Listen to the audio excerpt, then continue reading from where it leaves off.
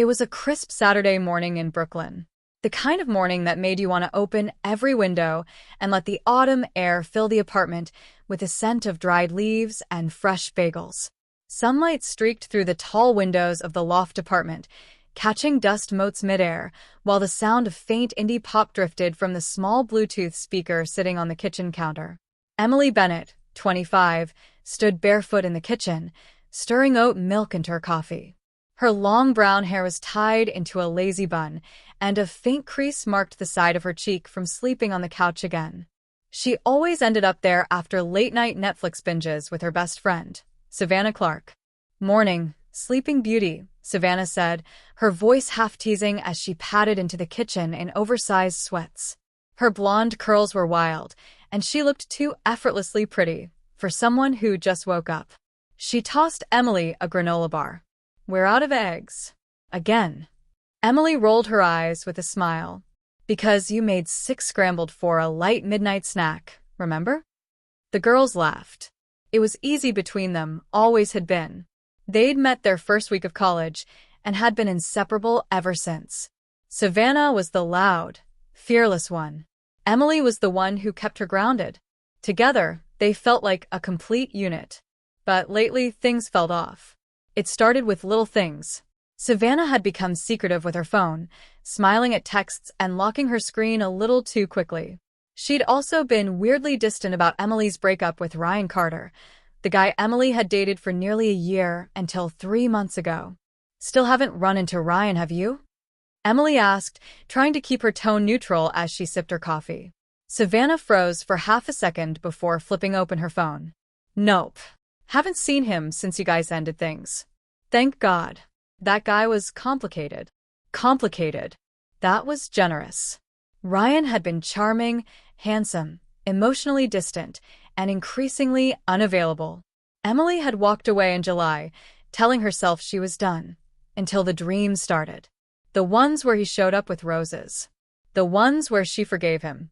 The ones where Savannah was standing right beside him, smiling. "Did you see Maddie's story last night?" Savannah cut in quickly. "She's engaged."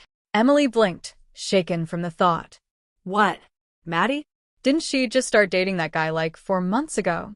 Savannah laughed. "Some people just know, I guess."